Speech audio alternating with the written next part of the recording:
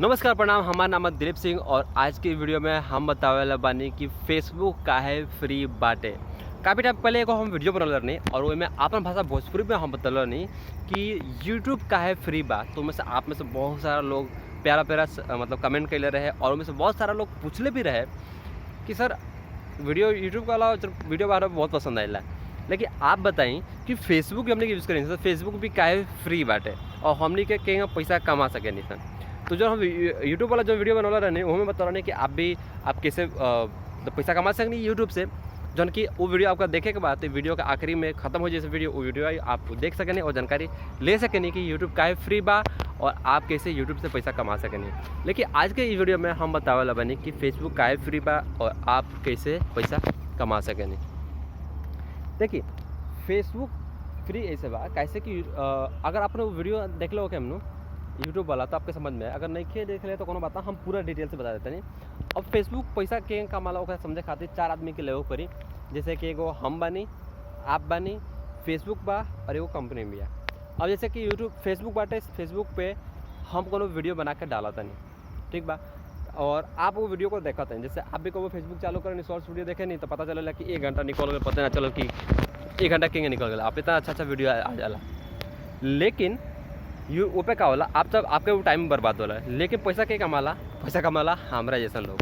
अब हमारा जैसे लोग पैसा के कमाला, जैसे कि हम फेसबुक पर वीडियो बनाते हैं। जैसे ये वीडियो हमारे यूट्यूब पे आप देखा था नहीं, ये वीडियो हम क्या कर रहे हैं यूट्यूब पे अपलोड करने के बाद भी जाके हम अपना फेसबुक पे अपलोड कर दें। तो हम एक वीडियो बना देनी और फेसबुक पर अपलोड कर देनी, लेकिन अब ये बात के एजा रोक दिया जाए। अब क्या होल हम वीडियो अपलोड कर देनी, आप देखनी। एक अलावा जो फेसबुक भी है, फेसबुक कंपनी की चलावे खातिर, हालांकि फेसबुक अब फेसबुक ना रहल एक कंपनी, ये तो एगो फेसबुक हो गई, लेकिन जो एक जो मेन कंपनी भी है ओकर पहले नाम रहा फेसबुक, लेकिन ओकर नाम चेंज करके मेटा कर दिया बा। अब अगला जो वीडियो है वो मेटा के ऊपर है कि मेटा का वाला ये बहुत ही मतलब जन मेटा का दुनिया होखे वाला बहुत ही शानदार दुनिया होखे वाला बा।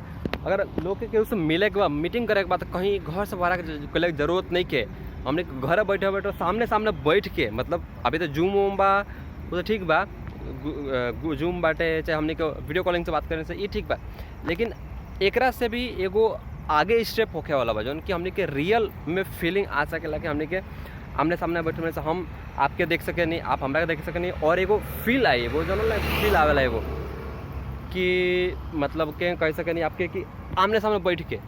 अब आपको हम कि जन वीडियो कॉल पे बात करें वो में आमने सामने वाला, लेकिन ना हम जब बात करते नहीं वो एगो 3D आपके बॉडी के एगो 3D अवतार नो वो जाए वो जगह पे जहाँ पे मीटिंग करके हुई, मतलब वो भी वर्चुअली एक ऑफिस भी हुई वर्चुअली, जहाँ पे आपके जाए की जरूरत नहीं है, आप घर बैठे बैठे ऑफिस जा सके नहीं, वहाँ पे काम भी कर सके नहीं, वहाँ से मीटिंग भी कर सके नहीं। हालांकि वो एगो अलग टॉपिक बा, वो आगे जो 1-2 वीडियो आवेला बा हफ्ता में वो वीडियो हम बताएं। लेकिन जन ये फेसबुक के पैसा के कमाते वो बात कर लिया तो क्या होला कि जैसे कि फेसबुक भी है, उसके बाद बहुत सारे कंपनी बाड़ी सन, मोबाइल के कंपनी बाड़ी सन, खाए पिए के कंपनी बाड़ी सन, चॉकलेट के कंपनी बाड़ी सन, चाहे फ्लिपकार्ट भी है, अमेजन भी है, चाहे गाड़ी के कंपनी भी है, चाहे खादर के कंपनी भी है, कोनो भी चीज़ के जो कंपनी पानी बनावे वाला जो कंपनी भी है, वो कंपनी आले से फेसबुक के पास आके से कि हमारा लगे हमारा प्रचार चला बा फेसबुक पे। जैसे आप यूट्यूब फेसबुक को देखो तो क्या कहल जाला वीडियो देखो तो चाहे फेसबुक चलाओ तो तो बीच बीच में उनमें प्रचार आओ थे, तो वो क्या प्रचार से ही प्रचार आवेला नु, आप प्रचार पे देख लेनी तो क्लिक कर देनी, वही से फेसबुक पैसा कमाला।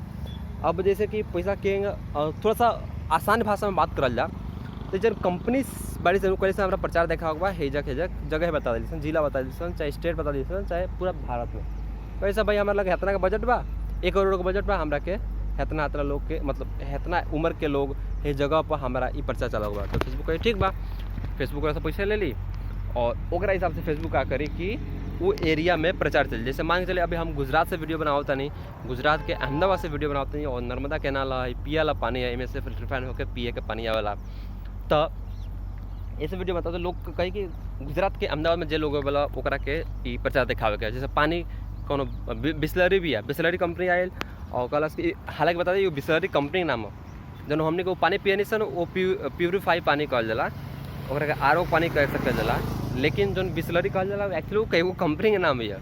अपनी जो ब्रश करे से टूथपेस्ट होला, ओकरा टूथपेस्ट कहल जाला, ओकरा कोलगेट ना कहल जाला, कोलगेट एगो कंपनी के नाम है। वो कंपनी आयल और का वीडियो बना तो नहीं भूल गए नहीं यार और याद करे परी कहाँ पहुँचा रहनी है। अभी वीडियो पीछे कि प्ले करके देखने याद अगला कहाँ पहुँचा रहनी है। तो वो कंपनी का करी फिर पैसा वगैरह से ले ली और वो एरिया में वो प्रचार दिखाई, जैसे कि आप फेसबुक चलाओता नहीं और हमारा वीडियो देखता नहीं और वीडियो में वो प्रचार आ गई, ठीक बा। तो अगर वो प्रचार आप देख ली तो ओकरा के जो भी पैसा हो वो हमारा मिल मांग के चलिए 5 रुपया बाटे। एगो प्रचार के 5 रुपये फेसबुक लेता बिस्लरी कंपनी से। तो उनमें से क्या करी कि फेसबुक बा उनमें से हमरा के आधा पैसा हमरा के दे दी और बाकी पैसा खुद रख ली। कैसे कि हम वीडियो बनाता नहीं, हम मेहनत करता नहीं, आप हमारा वीडियो देखता नहीं। और फेसबुक खुद अपन इतना बड़ा सेटअप, इतना सॉफ्टवेयर, इतना सारा लाखों लोगों के पीछे काम करता, लाखों के सर्वर बाटे होकर जहाँ पे वीडियो सब रहेला, सब डेटा रहेला। तो वो खर्चा चला तो पैसा चाहिए नहीं, तो वो पैसा रख लेला और वही से फेसबुक का करेला उन्हें से जो कंपनी से पैसा ले लेला और देला हमरा ऐसे क्रिएटर का जो वीडियो बनावेला और क्या करेला दो आदमी के जोड़ देला और खुद पैसा कमाला।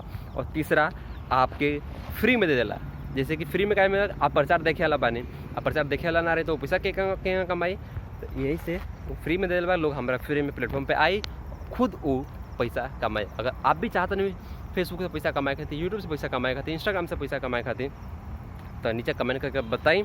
और हम पे वीडियो बनाए, हालांकि हम यूट्यूब से पैसा कमाए के बहुत सारा वीडियो बना कर रखला बनी अपना चैनल पे, आप जाइए और चैनल पे वीडियो देखी। ओकरा अलावा इस जानकारी आपको पहले से पता रहा कि ना पता रहा तब बताई कमेंट करके, और ना पता रहा तब बताई, जैसे कि हमरा पता चलो कि आपके पता रहा कि ना पता रहा। जैसे तो आगे जो वीडियो बनाए ओकरा हिसाब से बनाए। सब्सक्राइब करे खातिर हेजक लाल कलर पर लिखल बा सब्सक्राइब, ए पे क्लिक करे के बा। ओकरा बाद एगो घंटी के निशान है जी, ए पे क्लिक कर देवे के बा। और सबसे पहले ऊपर लिखल बा हादे ऑल पे क्लिक करी। ऑल पे क्लिक करम तबे ही कोनो भी हम वीडियो अपलोड कर देम तो ओकर जानकारी आपके मिली, ओकर नोटिफिकेशन मिली।